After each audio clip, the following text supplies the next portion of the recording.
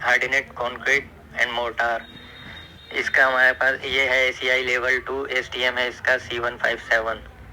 सबसे पहले इसका इंट्रोडक्शन जान लेते हैं। This test method covers to determination of the length change that are produced by cause other than externally applied load and temperature changes in hydraulic cement, mortar and concrete। इस test में हम basically check करते हैं कि हमारे जो हम concrete का स्पेसिमेन बनाएंगे वो जो है जिस पे कोई हम कंक्रीट का स्पेसिमेन बनाएंगे वो जो है जिस पे कोई हम लोड अप्लाई नहीं करेंगे, एक्सटर्नली कोई टेम्परेचर उसका जो है चेंज नहीं होगा, एक फिक्स टेम्परेचर पे उसको रखेंगे। उस कंडीशन में जो है ये कितनी लेंथ चेंज करता है, ये श्रिंक करता है, कितना श्रिंक करता है, कितना %, ये हम चेक करेंगे। जान लेते हैं। ये जो हमारे पास ऑपरेटर है इसको हम बोलते हैं कंपैरेटर।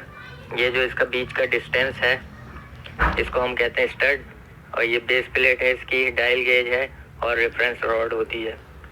उसके अलावा हमारे पास मोल्ड ड्राइंग रूम होता है और टेम्पिंग रॉड और टेम्पर दोनों। टेम्पिंग रॉड कंक्रीट के लिए, टेम्पर जो है हमारा मोर्टार के लिए यूज़ होता है। तो सबसे पहले हम टेस्ट स्पेसिमेन के बारे में जान लेते हैं। मोर्टार के लिए जो हमें चाहिए, prism mould 25 mm square cross section and approximately 285 mm in length. 25 mm square cross section आपका जो है मोल्ड होगा और जो इसकी अप्रोक्सीमेटली 285 mm तक लेंथ होनी चाहिए आपकी, ये जो आपका मोल्ड है।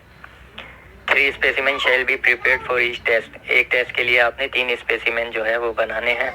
और कंक्रीट के लिए आपका जो prism mould 100 mm square cross section and approximately 285 mm तक लेंथ होनी चाहिए आपकी, ये जो आपका मोल्ड है। 3 specimen shall be prepared for each test. एक टेस्ट के लिए आपने 3 स्पेसिमेन जो है वो बनाने हैं। और कंक्रीट के लिए आपका जो prism mould 100 mm square cross section and approximately 285 mm in length if maximum size of aggregate 50 mm।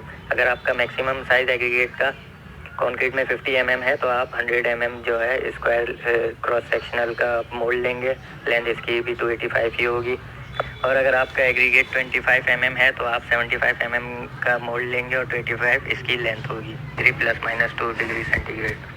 Remove the specimen from water storage 1 at a time. फिर आपने इसको वाटर स्टोरेज में से निकाल लेना है एक टाइम में। एक wipe with a damp cloth and immediately take the initial comparator reading.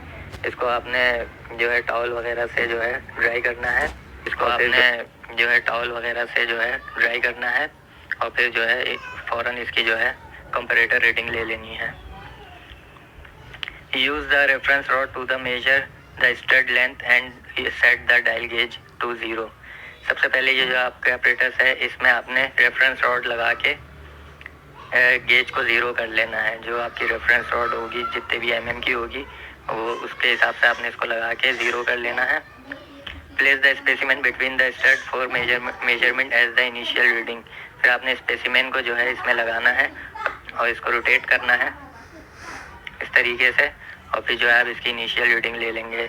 जितना आपका रेफरेंस रॉड होगी और जितनी रीडिंग बढ़ेगी उसको आप प्लस कर लेंगे तो आपके पास इनिशियल रीडिंग आ जाएगी।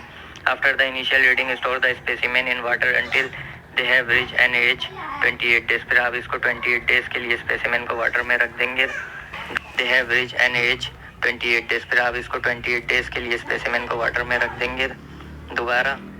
At the end of the curing period, take a second comparator reading and after 8, 16, 32 and 64 week।